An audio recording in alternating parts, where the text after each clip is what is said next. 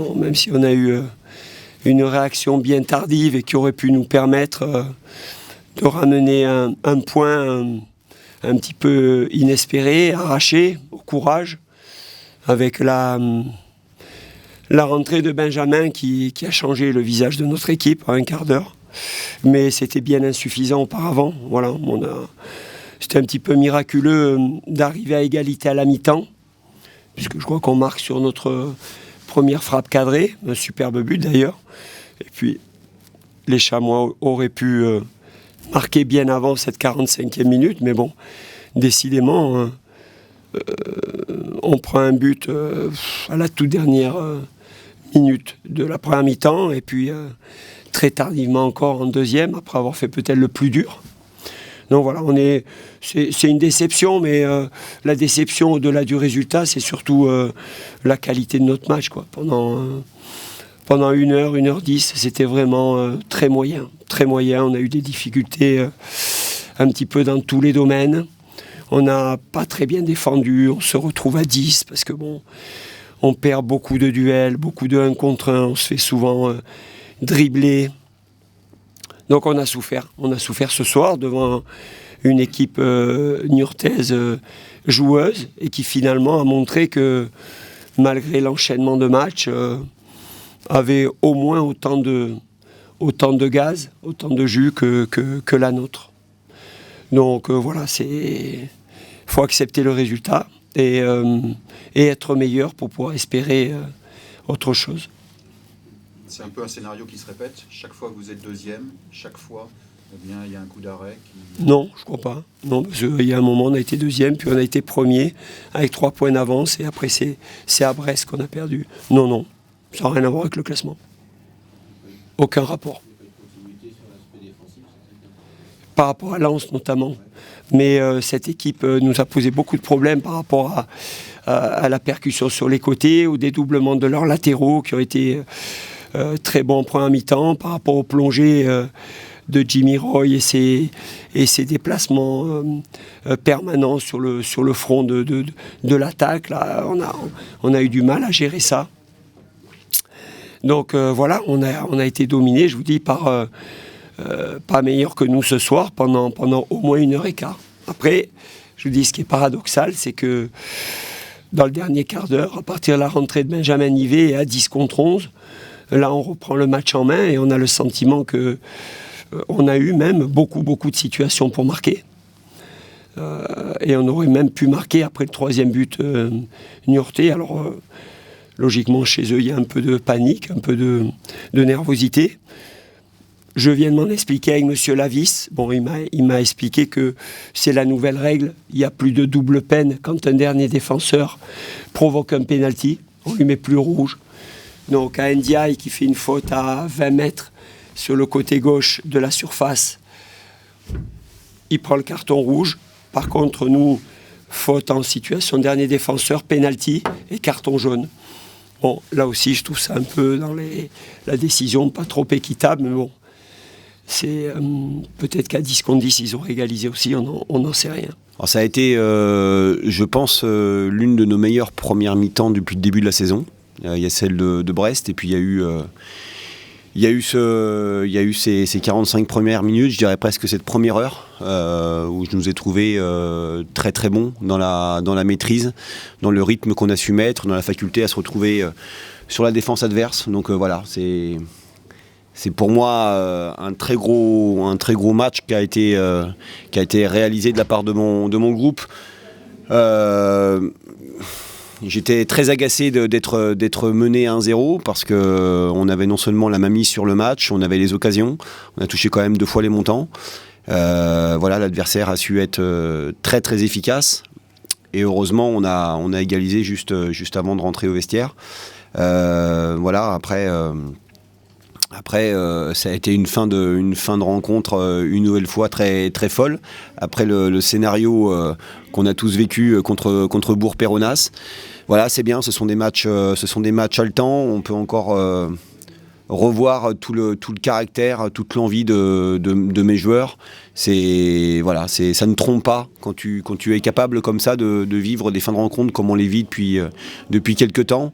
ça montre toute l'énergie et toute la volonté des joueurs, quoi.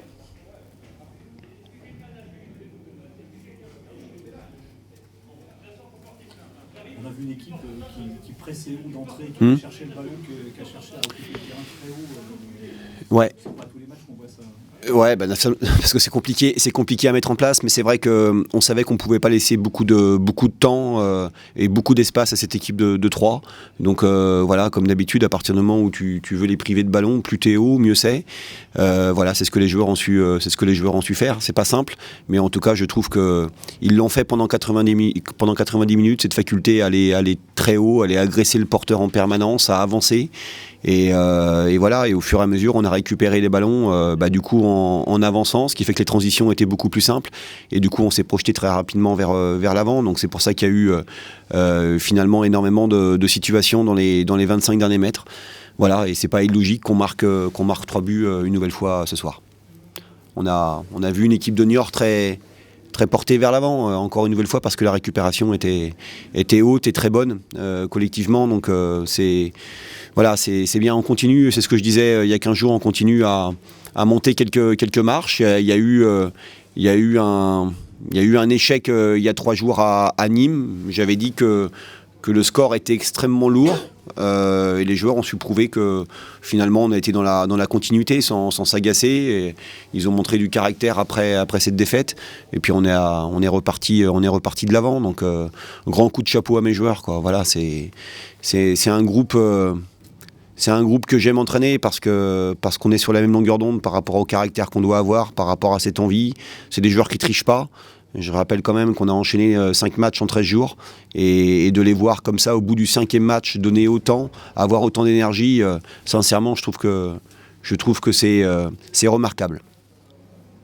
Beaucoup de qualités techniques, notamment au milieu de terrain, des redoublements de passes très propres. Ouais, parce que ça faisait partie un peu de ce qu'on s'était dit avant le match. Si tu veux exister contre cette équipe de 3, il fallait pas leur rendre le ballon trop vite. Donc il faut avoir cette capacité à la garder quand tu la récupères, à jouer vite, à mettre du rythme, à essayer de faire en sorte justement d'être plus fort qu'eux dans ce registre-là.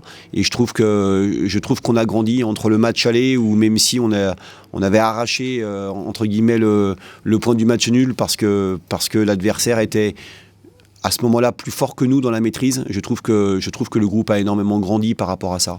On est capable effectivement, même si il nous a manqué peut-être 25 minutes à la fin pour pouvoir continuer à le faire, mais sincèrement dans la maîtrise, dans les enchaînements, on a vu des choses très intéressantes sur ce genre de match, quoi. Et puis physiquement, autant à Nîmes on a senti par moments des petits coups de pompe, ce soir... Je l'ai dit par rapport à Nîmes, je pense sincèrement que si on était rentré à la mi-temps avec un score de parité, je suis pas sûr qu'on aurait vu des traces de fatigue sur la deuxième période. Voilà, mais non, physiquement on y était parce que mentalement les joueurs sont extrêmement forts et déterminés par rapport au fait de gagner à la maison. C'est vraiment ça, j'insiste, mais on le sait, notre championnat va jouer à la maison, on ne cesse de le répéter. Je l'ai dit avant que les matchs retour commencent. À partir du moment où tu gagnes à la maison, à partir du moment où tu as cette volonté de te rassurer à la maison, ça te permet quand même d'avoir une phase retour un peu plus tranquille. On a 36 points ce soir, c'est bien. On continue à grappiller ce qu'on souhaite. Voilà, c'est bien de voir Niort aujourd'hui 7e, ex-aequo ou 8e, peu importe, mais en tout cas c'est bien de nous voir encore dans le top 10, quoi. T'as dit que t'étais agacé au moment de l'ouverture du score de 3. T'étais comment au moment de l'égalisation à 2-2? Agacé encore. Ouais, en même temps, bien évidemment, on sait que l'entrée de Benjamin Nivet leur a fait du bien ou nous a fait du mal, mais on sentait qu'on était un peu moins bien justement dans la maîtrise. On sentait l'adversaire jouer plus haut. Voilà, il y a eu cette égalisation. Bon, ça fait partie c'est une équipe qui n'est pas deuxième par hasard. Hein. On a quand même gagné contre le Dauphin. Donc voilà. Donc c'est sûr que même à 10, ils ont su pousser. Je pense que son entrée, celle de Niané, lui a apporté de la profondeur. Benjamin Nivet, lui, comme d'habitude, a joué dans les espaces libres. Donc c'est sûr que ça nous a fait reculer un peu. Mais voilà, c'est comme ça. Encore une nouvelle fois, je préfère retenir le fait que mes joueurs ici aient su mettre le 3e but comme ça à quelques minutes de la fin. C'est bien. C'est une magnifique réaction. Tu parlais de même s'il n'a pas marqué, on a vu tout l'apport qu'il pouvait amener justement en pointe, c'était quand même intéressant. Ouais, ça l'a été, mais d'une façon générale, tu sais que j'aime pas trop revenir sur les cas individuels, surtout après les matchs, mais en tout cas, pour lui comme pour l'ensemble de l'équipe, je trouve que techniquement, ça a été un match pour moi d'une très haute qualité. C'était globalement un bon match, même l'équipe de 3 cherchait à jouer. Non, mais ça a été un très bon match de championnat. J'ai trouvé un match d'un très bon niveau Ligue 2, quoi. Voilà, je trouvais ça intéressant, avec deux équipes qui avaient cette volonté d'aller vers l'avant, d'essayer de jouer juste, d'essayer de jouer, pour moi, dans les interlignes, en mettant de la vitesse. Donc sincèrement, ça a été un très bon match des deux équipes ce soir, quoi. Il y a eu 5 buts, mais c'est pas illogique finalement quand on voit la volonté, en tout cas, des deux équipes, quoi.